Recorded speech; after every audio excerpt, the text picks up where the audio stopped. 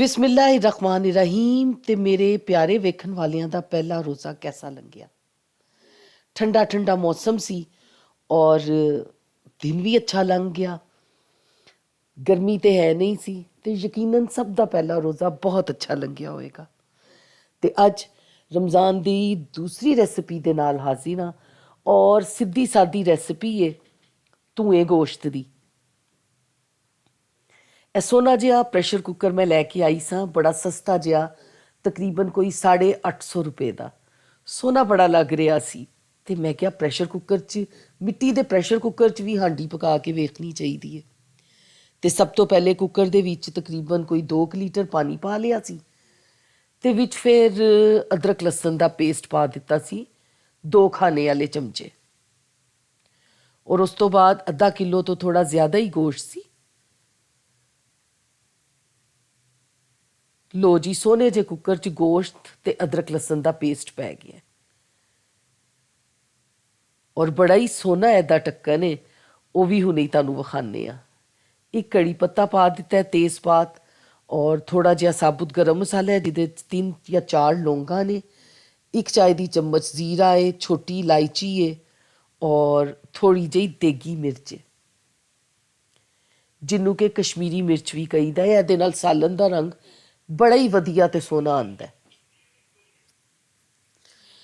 बस गोश्त नूं ਇਹ ਸਾਰੇ मसाले पा के उत्ते चढ़ा देने 40 मिनट वास्ते, क्योंकि इन्नी देर च ही गोश्त गलदा है।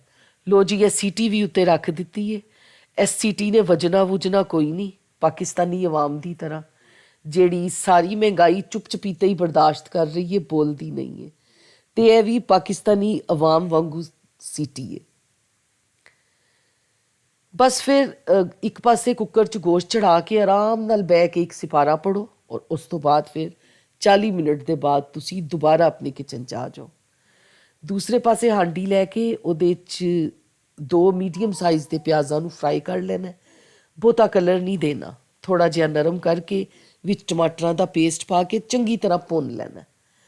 तो फिर इहदे च सुरख मिर्च पाइए, काली मिर्च, पिसिया धनिया, पिसिया जीरा और नमक पा के चंगी तरह इनू भुन लेना मसाले नूं। साबुत मिर्चां पा दित्तियां ने मोटियां, नाल हरियां मिर्चां पा दित्तियां ने ते 4 ਤੋਂ 5 चम्मच दही दे ने।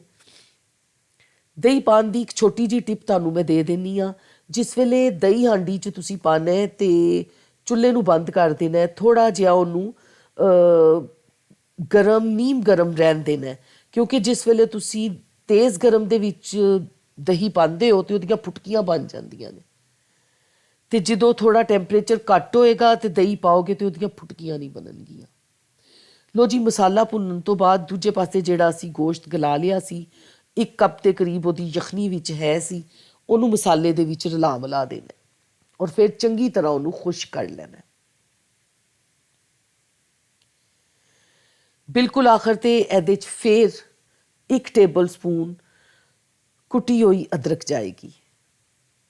तो बस बन गया जे धुआं गोश्त। थोड़ा धनिया ते हरी मिर्चां छिड़क देनियां ने ताकि खूबसूरत हो जाए। आसान रेसिपी है ना, मज़ेदार, ज़्यादा वाली मज़ेदार। एलमूनियम फॉइल घर हैगा है तो वह रख लियो, या कोई स्टील की प्याली है वह रख लियो, या कोई रात की बची हुई रोटी है वह रख लो। तो दहकदा होया कोयला उत्ते रख के ते ठंडा देसी घ्यो पा दिओ या 1 टेबल स्पून ऑयल पा के ते धुआं दे दिओ ते मज़ेदार चटपटा धुआं गोश्त तैयार है। देसी शेसी तुहाडा अपना चैनल है, चैनल लाइक करो, शेयर करो, सबसक्राइब करो ते कमेंट करके ज़रूर दसना कि तुहानूं धुएं गोश्त की रेसिपी कैसी लगी। ते यह साडे सालन दी फाइनल लुक। आयशा अथर नूं इजाज़त दिओ। अल्लाह निगहबान।